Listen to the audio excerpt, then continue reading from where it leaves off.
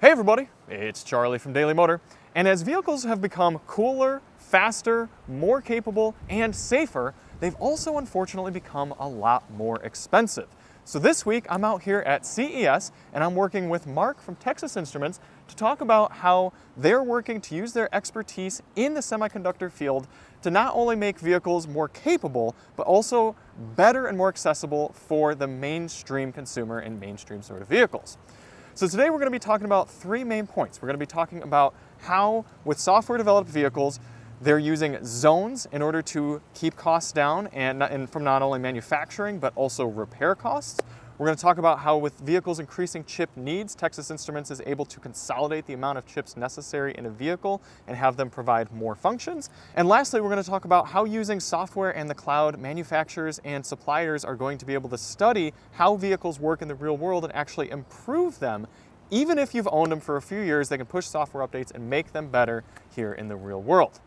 So Mark, first things first, as we come over and look at this car here, the way you've told me, an internal combustion engine car at this point has maybe 50 to 100 different chips in it. But EVs, especially, not only just EVs, but as we're seeing vehicles need to have more and more safety elements to them, in a car like this one here, we might be seeing upward of nearly 1,000 actual silicon chips in here. Is that correct? That's correct. So as we look at the history of vehicles, right? Internal combustion engines, cars from 1980s, 1990s, we just have a car that just drove. We might have a radio, might have some entertainment system, you have some chips in there. Mm-hmm. But as we start having electric vehicles, you're gonna have a battery management system. For example, these cars in the bottom here will have a huge battery pack down here. Can't really see it, but it'll be directly under here. And that's gonna require some massive electronics. We're gonna have a charger. In this case, this car will have a charge port here. There'll be a charger. You'll need to be able to charge the battery, the traction inverter, even things like the side mirrors, right? You think about the number of body motors that are in a vehicle, the number of motors that's required to turn this inward, to tilt and pan your mirror, to be able to heat your chair. In order for this type of vehicle to really be economical, to be produced in mass, we really can't have different types of electronics placed all over the place. I don't need to have electronics just for the suspension here. I don't need to have electronics just for the charger. I don't need to have electronics just for the windshield wiper. I don't need to have another board just for the side mirrors and for the handles, right? We're seeing basically a revamp of the overall architecture of a car, such that I have kind of consolidated a central unit, a central processing unit, and then I will have like zones. I'll have a left zone, a front zone, okay, a right zone, and a rear zone. That's where I kind of consolidate as many functions as I can together. That kind of architectural shift is required for what we call this kind of software-defined vehicle. And so when I do that, I can have better placement, reduction of wires, and the ability to upgrade and add features as I need to. Right. And what you said that was particularly interesting to me, and I think is going to be interesting to a lot of the viewers as well, is the fact that, okay, if you have an ECU sitting on here in the mirror because it's both heated and dimmed and folding and everything like that, and somebody comes by and knocks your mirror off, that might be a $2,000 part and a lot of wiring that needs to go in. But if you have the important guts and brains within the front left module and zone, then this might only be a $30 sensor or something like that, bringing not only the cost down in the vehicle, but we're also seeing skyrocketing insurance costs these days. Because again, you hear about somebody, oh, they have a minor fender bender, but that's because you have 8 different sensors up front that all need to be replaced, and people need to charge a bunch for insurance because those little repair costs have gone up. And so much. That's really what centralization is all about, right? Okay. I don't need the crazy amount of redundancy, because let's face it, a lot of these vehicles out there have too many. They're just overdone, right? Because I don't need a processor here. I can reduce the number of electronics that's out there, because silicon is just getting more and more powerful. But yes, I don't need to replace electronics in here when it could just be a mechanical component, right? I don't need to pay the dealer another $400 when in reality it might just be a couple hundred or something. So now, is there something that's changed from Texas Instruments within the last few years that you guys have come out with that is enabling you to do these zones more, like from a hardware standpoint, or is it more just advancements in strategy and sort of technique? I would say that in general, semiconductors have always enabled a lot of innovation. Okay. Semiconductors have actually shrunk a lot of everything that we use in our lives. Okay. It's really because of the vehicular shift that we talked about, right? The fact that we just have so many chips inside of a car now. So it's almost a necessity to try to rethink about how manufacturers have kind of just been sort of Lego blocking cars over the last 30 years. That's right. If you're seeing a whole rethink. That's correct. If you look at how cars are manufactured, you know, vendor A may actually get another couple hundred vendors, you know, to put together a door module and a window module and all that stuff. And they wouldn't have thought about centralizing and designing from a modular approach from the start. Cool. Yeah, I mean, I'm looking forward to it. I'm looking forward to having vehicles work simpler and more seamlessly despite being more capable and more powerful. I think it's pretty cool.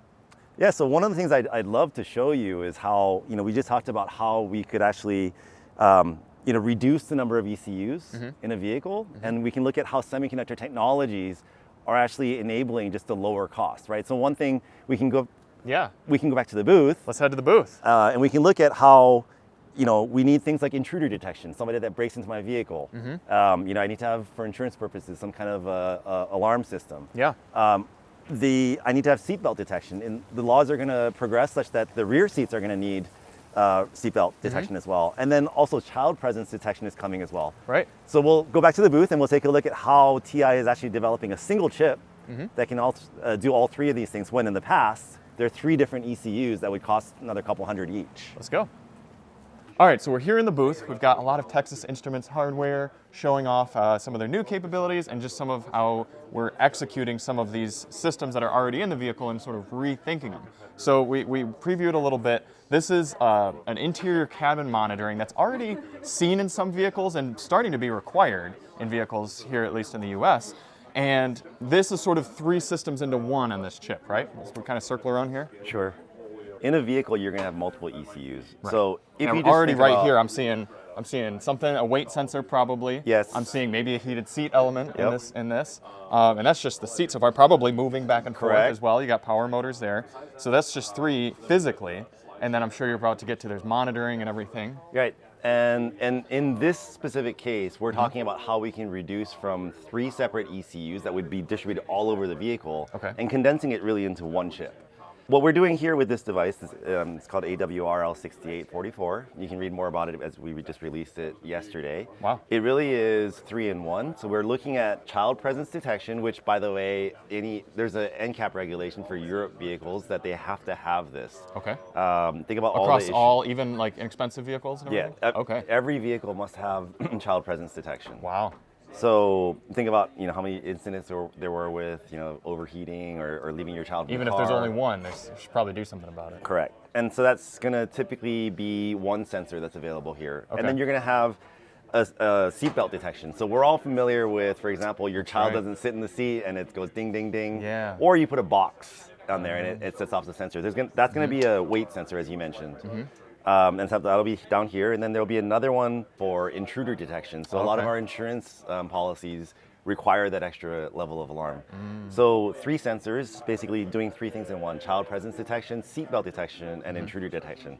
Now what's really cool about this is we're adding an extra dimension of AI into this, because my favorite example is babies have subtle movements. Sure. Boxes don't move. Okay. So the fact that I can have a radar-based system, it can develop the point cloud, and basically it can tell there's a microscopic movement or that object is not moving, and it can actually distinguish between what is not live versus what is just physical object, right? Okay. So it won't set off the seatbelt alarm if it's a box on the seat and so on. So, I mean, I know interior cabin monitoring is already on the market, but from what I understand, this is a way for manufacturers to provide this, something that's going to be mandatory in a lot of vehicles, provide this at a simpler, with simpler integration and lower cost, right?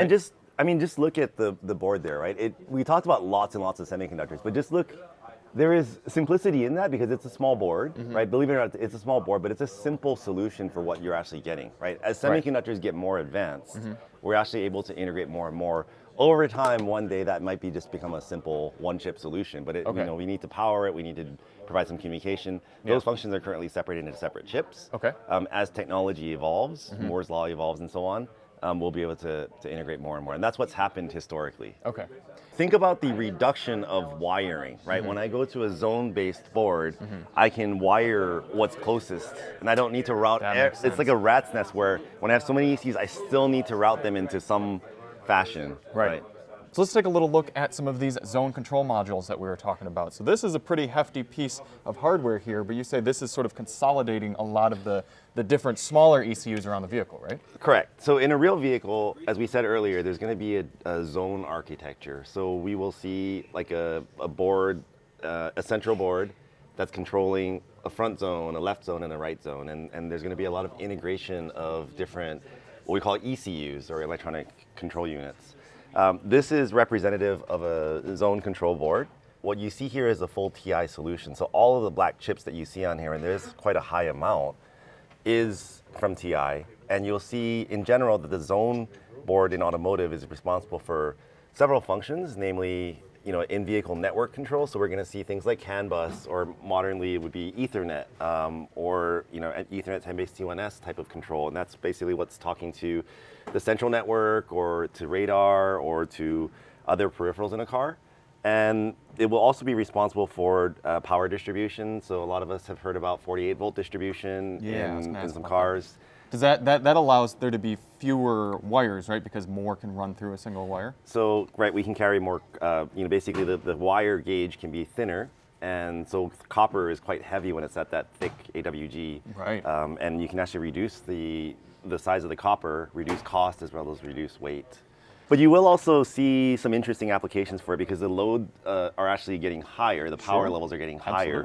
Absolutely. One interesting thing is some people are looking at 48 volt just because in a high performance vehicle, they're going so fast that you need to keep the windshield wiper down. They need a 48 volt power just to keep it down when they're driving at high speeds. That's really interesting. Okay. Just an interesting tidbit. Yeah. In general, zone control boards are responsible for in-vehicle network control, power distribution, and then load actuation. And by that, I mean, when you look at a vehicle, and this is kind of a different demo, but if you just think about the number of motors that is in a car, it is tremendous. So these zone control boards are essentially absorbing a lot of the load actuation function or motor driving. And so that's kind of what we talked about earlier, right? Whereas we would see thousands of these kinds of boards all over a vehicle, we're starting to centralize all of that into a zone control unit. So in the door, you might just have the motors and then the wiring running through. Yes, correct. And then actually hooking up to the little bits of the chips in the board. That's correct. Okay. We can actually take a look at what's behind the scenes here. So this is what a traditional system would look like. Oh, yeah, so look behind at the door would be an ECU. And we talked about repair and all that stuff, right? Yeah, someone hits you on the side and all of a sudden this is a huge deal. And then you got to replace this thing, and I don't know how much that's going to cost. Yeah. But we can absorb this functionality into a centralized zone board. Yeah. And you can just see the amount of electronics that's behind here, right? And the amount of redundancy that you'd have because it's just unnecessary silicon, which could actually be, consolidated altogether. Well, and I think of, I have dealt with a lot of older vehicles, and I know that before I could just pull a door out of the junkyard and stick it on my car and keep going. But if it's got a board on there that's been rusted out or something, all of a sudden that $50 door turned into a $200 door or more so. And then if it's a newer vehicle, you're paying for the labor to take that all apart. Who knows how it's going to sound when you put the door panel back on because some tech forgot to tighten down a little bolt that was in there and then didn't bother to redo it. But if it's just motors in there that are still functional, you can get a new door and then have your zone control module right here.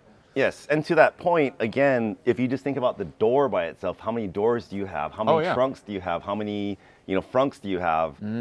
How many different ECUs are you actually absorbing into one and centralizing? That's cool. I really like that. Okay, so we saw how you guys are using semiconductors to integrate that functionality better within these smarter vehicles. But something you told me about last night was a unique way that you're able to use these semiconductors in what you're calling eFuses. And I think they're really, really cool to talk about how they work. So let's go to the booth real quick and you can sort of show us sort of what those eFuses are doing. These kind of go into the eFuse, correct? This is sort of a physical, this is where the wires would terminate, come on. Right, so we talked about power distribution, so we're gonna see basically this zone board controlling an actuator. I'm distributing power to different boards and so on. So this is basically carrying the current. Okay. We would need some fuses, right? So basically I need to make sure that the load that's connected here doesn't draw too much current or it's not shorted. So if there's a high current situation, I need to basically pop a fuse here. Now, as we talked about earlier, we would traditionally use like a melting fuse, which is just a physical wire that basically current gets too high and then it pops. Yeah, and then all of a sudden this zone control board that's buried somewhere in the vehicle would have to be accessed and physically swapped out. Again, this is not representative of a real zone board, but you can just see that the power distribution that you're doing, once there's something wrong, the fuses will basically open up by themselves because they're semiconductor based. Quote unquote. They will break, and it's a semiconductor, what we call solid state. And there is no mechanical interaction, right? It's just basically a semiconductor that opens or closes. It's a switch, and reliability goes up, cost goes down, and we also get the diagnostics that's involved. So I can always monitor what the current was. I can always look at what is the active state of the voltage and so on. So when I want to look at diagnostics, I have that capability to see what went wrong. Yeah, you or the dealer or the manufacturer or somebody remotely to see, oh, this system is failing on 18% of our vehicles in years 2 to 4 of ownership. We need to do something different with this module. Or in cold weather situations, we're noticing that the door is trying to break through ice, the handle, and all of a sudden it's overloading the circuit and failing. So then they can actually replace or update that door module rather than just kind of be like, well, buy a new car. That's right. And so that's why when I look at what I'm excited about in the vehicles from year 25 from this year onward, right? And as we move into the next decade, we're just going to get a lot more intelligence in the vehicles, and it's not going to come at the point of extra cost. Yeah, that's cool. In a vehicle, you want to guess at how many fuses there are going to be? And we're talking an EV, a smart one. It doesn't. Just list an average vehicle between EV and internal combustion. I feel I've spent a lot of hours in the fuse boxes of some of my older vehicles, but I'm gonna guess 200, 200. And I would probably say that as we go into this zone architecture, what we see easily in a single zone, there can be upwards of 200 fuses, just high side switches or fuses in one zone alone. It could be anywhere up to 1,000. I'm not kidding, because there's just that many types of sensors and loads and all that stuff that you're dealing with. Wow. And when you have that type of intelligence that semiconductors can bring with you, and you can actually reset, it helps tremendously because I don't require a technician to actually go into the vehicle and say, I just need to replace this fuse, because I'm paying a dealership another couple $100 to go do that. Just to go in and do that. These fuses that we have and the industry is actually moving towards anyway is they're resettable. They have diagnostic capabilities. You're able to capture exactly what happened. Yeah. And we'll talk about this later, but the manufacturing strategy that we have actually allows us to create fuses, electronic fuses, which are at parity with mechanical or melting fuses that we're so very used to. Yeah. No, and when we were initially talking about this, I was at first skeptical. I mean, you're telling me there's this thing that has worked so well for so long and is so simple and easy, but then when you stop and think about the scale at which we need to be using fuses, do we really want this 21st century innovation to be hindered by this remarkably rudimentary? I mean, it'd be like still using incandescent light bulbs in a vehicle because, gosh darn it, they just work or something like that. I mean, you guys have come up with a new solution to new problems. And just to be clear, right, we're not proposing to remove all the melting fuses. There is going to be a time and a place for the glove box and those individual fuses. But what I'm saying also is that in these systems, in the door, there's going to be a fuse. And is that accessible to a driver or to a user like you? No. In the traction inverter, there's going to be a bunch of fuses that are required there. When those fuses blow, and I've used mechanical fuses, it's just those things age, and with temperature and all that stuff, they're just going to break down. And do I want to go pay a dealer to go service that? It's just going to save me time, save me money, and just get that intelligence and that comfort, peace of mind. And that's really what we're trying to do is reach cost parity and really try to advance the industry in terms of user convenience and experience. Yeah, and that also gets into this concept of the dealership model that so many people are getting tired of, and we're seeing some brands try to move away from that. having the ability to own a vehicle and maybe be 400 miles from your nearest dealer or service center, if you get a check engine light, now with having these software-defined vehicles and this ability to not only communicate from the cloud and sort of do this vehicle diagnostics, but to get in and see all this information from all these different systems, the way that TI is making it possible to do, it's actually enabling someone to own a vehicle that's so smart and advanced, but not have to be shipping it into the dealer for every little problem like that. Right, and I like what you said also, right? Because another thing is, as these cars are connected more and more to the cloud, right? And as I have multiple EVs on the road, everybody is very anxious or very concerned about an EV, and they have what's called range anxiety. Sure. One of the things about battery management systems, again, we talked about them down here. A lot of the vendors out there are a little bit conservative in terms of how much you can use, because they don't have the data that's available in terms of how do the batteries age, how do they perform in certain temperatures, how do they perform in certain altitudes. Yeah. You might have a new battery chemistry that's being put into a vehicle, and yeah, a manufacturer can do a lot of validation testing, but they're not going to have it for 8 years in the field. Exactly. They're going to characterize it, but they don't know how it's going to perform in the field, so they're going to guard band it. So then you're just paying extra, because I have a pack that could cost, like I could drive, I'm in kilometers, but you could drive a 500 kilometer pack. You could advertise as a 500 kilometer, but what you're actually going to get is 300 kilometers because there's too much guard band on it. Because the manufacturer is just too afraid to be able to push the limits, right? They don't have that data of, once I push the vehicle out to the road, how are they performing? So one of the things that we are enabling with semiconductors in software-defined vehicles is the ability to get kind of the big data analytics, right? So how are 50,000 cars of the same brand, of the same battery type, performing in the field? And can I actually improve the algorithm or change the algorithm or relax it such that I'm able to get a little bit more range? So, 10 miles, 20 miles, that all adds up, because that's another trip home or somewhere else. That's really what your money paid for, right? You paid for a 500 kilometer pack, but I'm only getting 300 out of it. That doesn't make sense. And semiconductors lie at the center of that. Or you paid for a 500 kilometer pack, and 3 years into your ownership, all of a sudden you've got a 600 kilometer pack. Right. Because they were able to figure out, okay, we can safely push it a little bit further. And let's also talk about one more point too, is the big data that we're able to collect.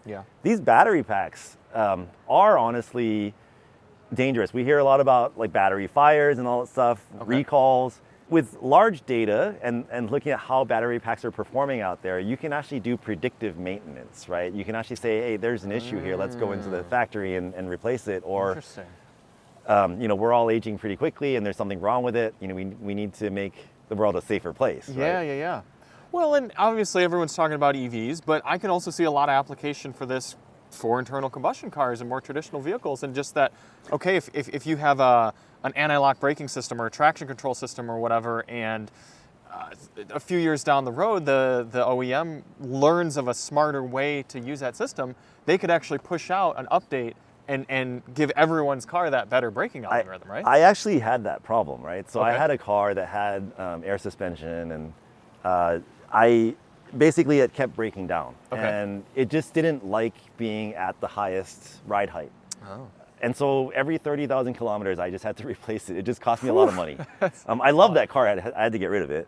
But if I have the ability to say, in this region, I know that there's going to be a lot of left turns. There's going to be a lot of different inclines and all that stuff that just tends to break the suspension. I can update it. Steering, the braking system, the wipers, there's just electronics behind all of it. And the ability to look at how they're all performing over time, and hopefully they're not breaking down because those are all safety related features, but the ability to update that without having to go to the dealer to just go fix a simple issue is going to save a lot of time and it'll save a lot of money. Yeah, no, that makes total sense to me. Well, hey, I really appreciate you taking the time and sort of teaching me so much about this, because you're right. The world of semiconductors in our cars is something that we are facing right now. And as we continue to look at the new car market, it's something we really need to be considerate of. And it's cool to see a company that's kind of looking at it the right way. Great. Thanks a lot, Charlie.